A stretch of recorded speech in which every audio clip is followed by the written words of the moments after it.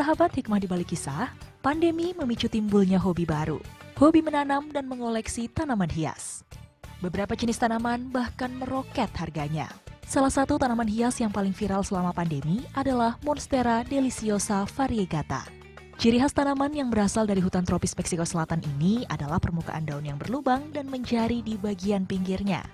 Semakin unik dan tentunya menjadi mahal sekali harganya. Bahkan ada yang mencapai puluhan juta rupiah. Karena beberapa daun tumbuhan ini memiliki perpaduan corak daun yang langka, yakni berwarna hijau tua dan putih. 11-12 dengan Monstera nih, tanaman sultan selanjutnya adalah Alocasia azlani. Namanya memang cantik, secantik bentuk tanaman yang berasal dari negeri jiran Malaysia ini. Biasa juga disebut red mambo.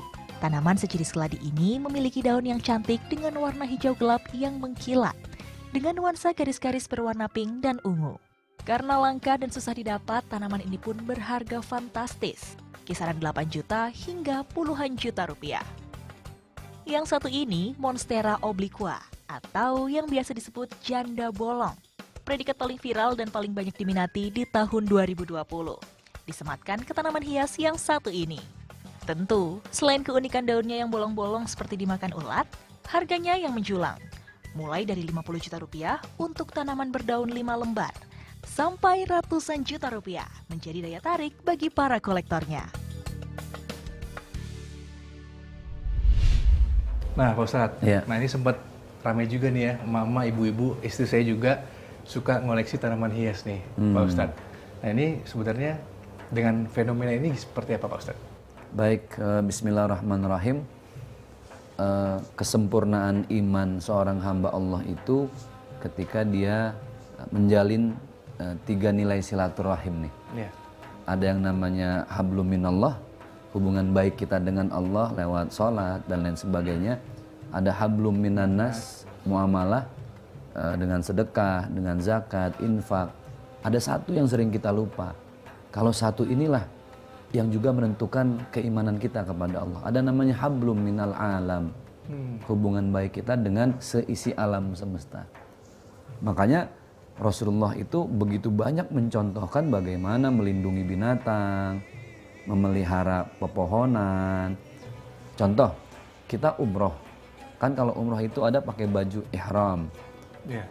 Ihram itu artinya memuliakan dengan baju yang kita pakai. Makanya dalam ihram itu, kalau orang sudah pakai baju ihram, sahabat hikmah, kita dilarang membunuh binatang, merusak pohon-pohonan. Ini padahal larangan yang sudah ada 14 abad yang lalu. Berarti larangan merusak pepohonan ini kan terkait dengan cagar alam.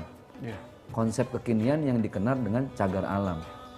Kita nggak boleh bunuh binatang sembarangan, marga satwa. Jadi berapa banyak sekarang binatang yang dilindungi, itu sudah terkonsep dalam agama Islam dan dicontohkan oleh baginda Rasulullah ketika kita melaksanakan ibadah dan sudah pakai baju ihram.